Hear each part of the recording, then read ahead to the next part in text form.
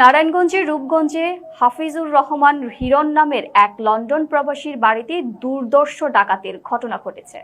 ডাকাত দল হাফিজুর রহমান হিরণকে অস্ত্রের মুখে জিম্মি করে নগদ ২৭ লাখ টাকা ও বিদেশি মুদ্রাসহ বিভিন্ন মালামাল লুটে নিয়েছে।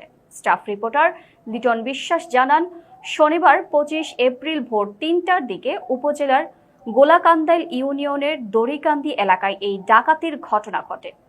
লন্ডন প্রবাসী হাফিজুর রহমান হিরণ জানান, তিনি দীর্ঘদিন ধরে লন্ডনে প্রবাস জীবন পার করেছেন।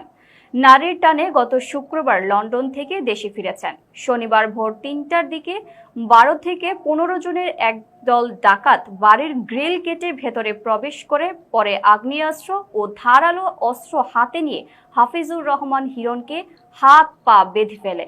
এরপর কোনো প্রকার শব্দ করলে মেরে ফেলার হুমকি দেওয়া হয়। এ সময় ঘরে থাকা ২৭ লক্ষ টাকা, বিদেশি মুদ্রা সহ ঘরে থাকা মূল্যবান কাপড় চোপড় ও অন্যান্য মালামাল লুট করে নেয়।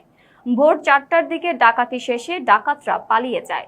পরে হাফিজুর রহমান হিরণ পুলিশের সহযোগিতার দায়িত্বে ৯৯ নম্বর কল করেন।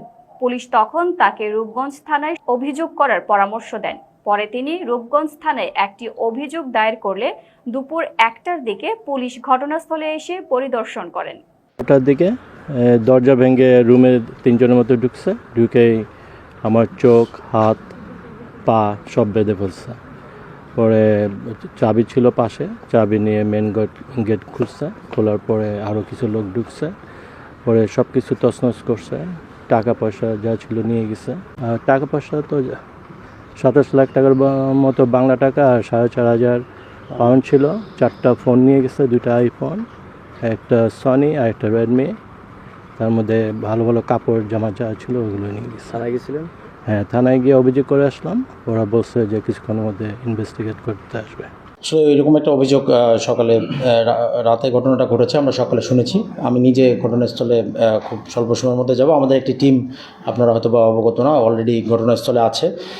তো বিষয়টা অভিযোগ পেয়েছি, তারা আমাদের বিষয়টা নিয়ে আমরা তদন্ত শুরু করেছি, ছায়া তদন্ত, কারা এই ঘটনার সাথে জড়িত। এ ব্যাপারে দ্রুত আইনগত ব্যবস্থা আমরা গ্রহণ করব।